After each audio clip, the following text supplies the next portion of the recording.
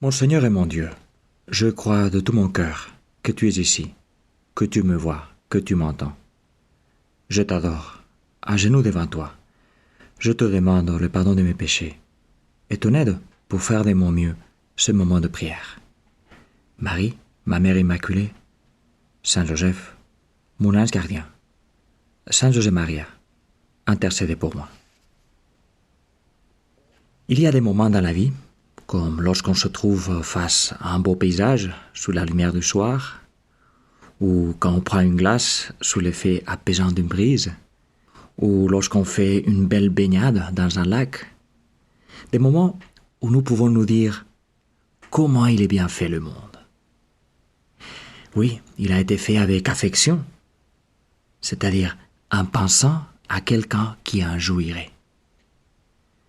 J'y pensais en réalisant le récit de la création dans la Genèse qui accompagne la fête de Saint José Maria. Aujourd'hui, bien entendu, à la messe, c'est d'autres lectures que tu vas entendre, car le dimanche, le jour du Seigneur, est plus important que la mémoire de n'importe quel saint. Mais j'aimerais quand même te parler de ces saints. Aujourd'hui, c'est sa fête. Ces saints que, comme tu sais, on l'aime bien dans l'équipe des 10 minutes. Eh bien, dans ce récit de la création, au 2e chapitre de la Genèse, c'est seulement après avoir créé l'homme que Dieu fait pousser du sol toutes sortes d'arbres à l'aspect désirable et aux fruits savoureux. Dit d'une autre façon, Dieu a fait le monde pour que nous pouvions en jouir. La beauté du monde, elle est pour nous. Et mon Dieu, tu as fait cette beauté avec affection et avec passion.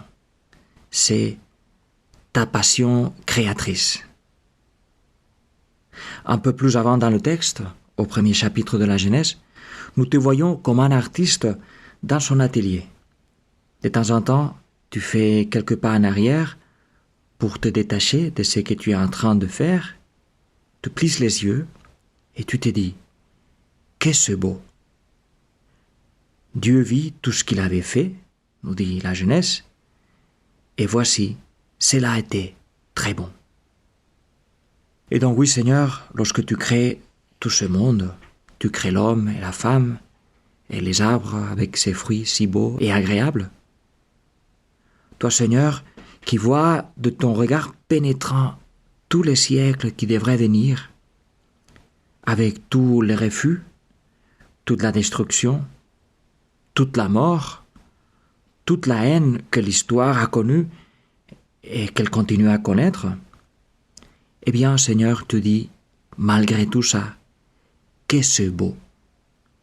Tu restes surpris. On dirait que tu ne devrais pas rester surpris par quoi que ce soit, mais tu restes surpris en reconnaissant dans ta création ta propre beauté, la beauté que tu es toi-même. Et malgré le fait que tu sais, que tu vois tout ce qui va arriver de mal, tu répètes une fois et une autre que c'est bon, que c'est beau.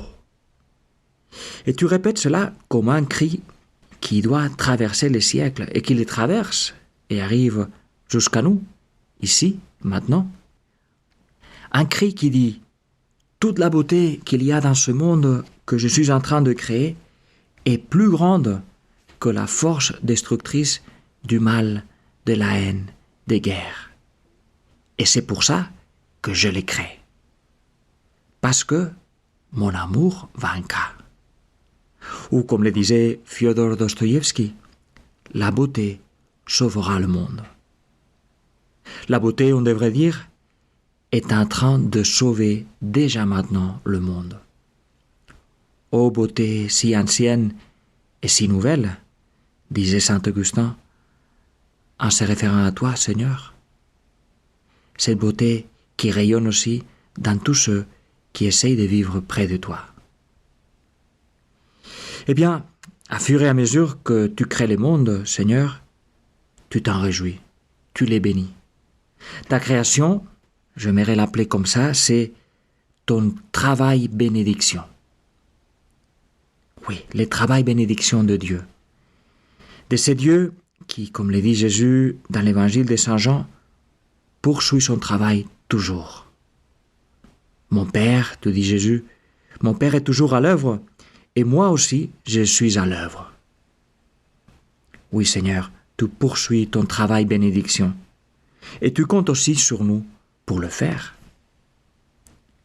Tu vois, le livre de la Genèse dit que le Seigneur Dieu prit l'homme et les conduisit dans les jardins d'Éden pour qu'il le travaille et le garde. Ça, c'est notre vraie entrée dans l'histoire, notre mission. Ouvrier et gardien, bosseur et soignant. Saint José-Marie a trouvé dans ces passages l'une des clés du message que Dieu lui a donné. Oui, Dieu compte sur nous pour jouir du monde, mais aussi pour le travailler et pour le garder, les soigner. Soigne le monde avec tous ceux qui l'habitent. Et donc, Dieu nous demande, Dieu te demande, toi, quelle partie prends-tu devant ce monde que j'ai créé? Tu veux m'aider à le bénir? Tu veux dire avec moi, il est bon? Veux-tu comme moi bénir le monde ou juste utiliser les gens, les soumettre à tes intérêts égoïstes? Veux-tu, c'est des paroles de Saint José-Maria, veux-tu aimer passionnément le monde? Ou tu vas rester dans le ressentiment, dans l'amertume, par tout ce qui ne va pas, par tout ce que tu ne réussis pas à faire, par les fois où les autres t'ont déçu, par les fois où tu t'es déçu toi-même. La tâche du chrétien, disait encore Saint José-Maria, c'est de noyer le mal dans l'abondance du bien. Il ne s'agit pas, il disait, de faire des campagnes négatives ni d'être anti quoi que ce soit. Bien au contraire, il s'agit de vivre d'affirmation, d'être plein d'optimisme, de jeunesse, de joie et de paix. Et oui, dans ce monde où autant de gens parlent de combat, de revendications, d'indignation, un peu comme si le mal était toujours de l'autre côté, et pas aussi, et d'abord, à nous-mêmes, dans notre propre cœur. Eh bien, dans ce monde fâché, parfois fâché comme un enfant gâté, Dieu nous appelle à vivre d'affirmation. Ça ne signifie pas que nous détournions le regard, que nous ne voyions pas l'injustice, que nous restions naïfs, irresponsables. Nous voyons la douleur, nous en souffrons, mais nous nous refusons de répondre au mal par le mal. Nous nous refusons de laisser que le mal s'empare de nous, en sorte de continuer par l'amplifier autour de nous. Des choses qui font souffrir, il y en a, sans doute, mais dans la paix, sans l'amertume. Parce que l'amertume n'est pas chrétienne.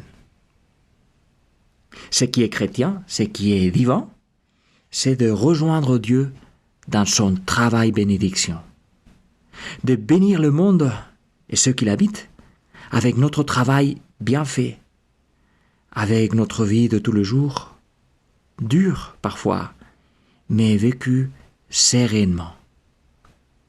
Bénir le monde comme Dieu le bénissait quand il les créé, comme il est béni quand il les crée et le mène de l'avant chaque jour. Un travail donc qui prenne soin de ceux qui se présentent devant mes yeux, même s'il s'agit de quelqu'un ou de quelque chose d'imprévu, d'imparfait, de gênant. Le travail de bénir, d'accepter, d'accueillir ce que je me trouve devant moi et d'essayer d'y chercher la beauté cachée, d'en sortir le meilleur que je puisse. Le travail bénédiction, qui n'est pas naïf, qui voit certainement ce qui ne va pas, mais qui met toutes ses forces à bénir au lieu de maudire, à sourire au lieu de se plaindre, à pardonner sur les directs, au lieu de se renfermer dans le ressentiment. Noyez les mal dans l'abondance du bien. Dans l'abondance du bien que nous sortons, comme le dit le pape François, du puits de la prière. La prière.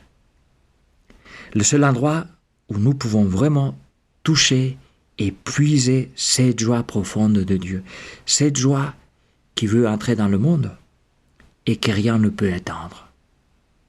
Une joie abondante, puissante, sereine, large comme un fleuve. Une joie qui s'effraie un chemin parmi les désastres, parmi la douleur, parmi l'imperfection, et qui bénit le monde en se disant « que c'est beau ». Je te remercie, mon Dieu, de bonnes résolutions, de beaux désirs et des lumières que tu as semées dans mon cœur pendant ces moments de prière. Je te demande de m'aider à les faire fructifier. Marie, ma Mère Immaculée, Saint Joseph, mon ange gardien, Saint José Maria, accompagnez-moi toujours en chemin.